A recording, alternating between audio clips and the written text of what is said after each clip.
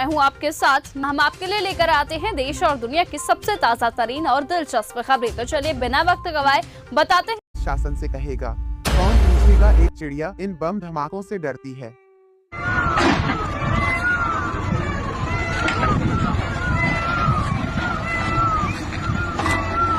हैदराबाद में 400 एकड़ में फैला वन क्षेत्र को नीलाम करने का फैसला आया है। फैसले का आधार की कांग्रेस सरकार यह वन क्षेत्र सरकारी परियोजनाओं के नाम पर नीलाम करना चाहती। इस फैसले के बाद वहां का स्थानीय प्रशासन बुलडोजरों का एक जत्था लेकर पहुंचा, जिसके बाद हैदराबाद यूनिवर्सिटी के छात्रों और आसपास के युवाओं ने इसका विरोध किया। या इस विरोध को सोशल मीडिया का बल मिलने के बाद वहां के आसपास के और छात्र इकट्ठा हो गए और जवाब में पुलिस ने उन पर लाठियां बरसा दी। और यह रिपोर्ट लिखे जाने तक 53 छात्रों को अब तक गिरफ्तार कर लिया गया। दरअसल हैदराबाद विश्वविद्यालय के छात्रों और पर्यावरण की रक्षा से जुड़े लोगों का दावा है कि जिस भूमि की नीलामी की जा रही है वन क्षेत्र है, क्योंकि यहाँ सिर्फ हरियाली ही नहीं समृद्ध जैव विविधता भी मौजूद है। इंडियन एक्सप्रेस में छपी एक रिपोर्ट बताती है कि आसपास के लोगों का कहना है कि इस क्षेत्र में 237 पक्षी प्रजातियां, दुर्लभ स्टार, कछुए 15, स्तनधारी जीव और न जाने कितने कीड़े मकोड़े रहते। यही नहीं, इस क्षेत्र में एक महत्वपूर्ण जल सूत्र भी है। अब इस पर कांग्रेस सरकार का दावा है कि इस भूमि को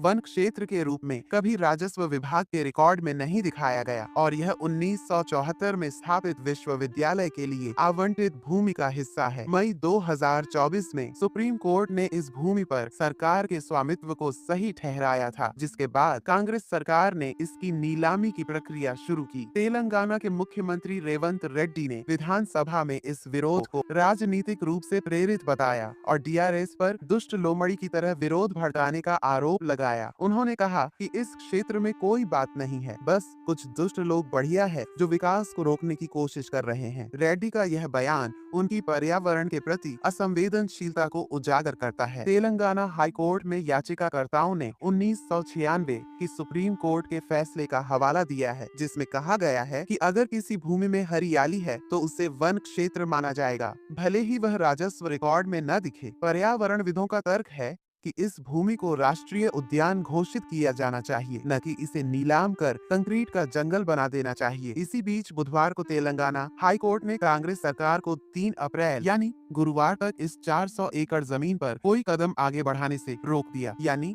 रेवंत रेड्डी सरकार अगली हवाई तक यहाँ न तो कोई पेड़ उखाड़ पाएगी और न ही जेसीबी मशीन चल सकेंगी। यूं तो सोशल मीडिया पर इस मुद्दे को लेकर जबरदस्त बहस चल रही है, पर सोचने वाली बात है कि भारत में पर्यावरण की रक्षा का झंडा उठाने वाले तमाम कथित सेलिब्रिटीज, एक्टिविस्ट और संगठन इस भयावह घटना पर मौन बैठे। यही बॉलीवुड सेलिब्रिटीज जो मुंबई के आरे मेट्रो रूट के विरोध में अपनी मूर्खता जाहिर करते रहे हैं, आज अपने मुंह पर साइलेंट का टेप चिपका कर बैठे क्या इसलिए कि इस बार जिम्मेदार कांग्रेस सरकार है क्या? पर्यावरण यह सरोकार भी अब राजनीतिक स्वार्थ के आधार पर तय किए जाएंगे। विकास के क्रम में हमारे मन में यह विचार तो कौन ही चाहिए कि जब इस वन में बुलडोजरों की गर्जना गूंजी तो नन्ही चिड़िया ने अपने घोंसलों को छोड़ दिया, कछुए अपनी धीमी गति से भागने की असफल कोशिश कर रहे होंगे और जंगल में रहने बढ़ रहे हैं। क्या विकास की परिभाषा अब यह हो गई है कि जीवन को ही समाप्त कर दिया जाए?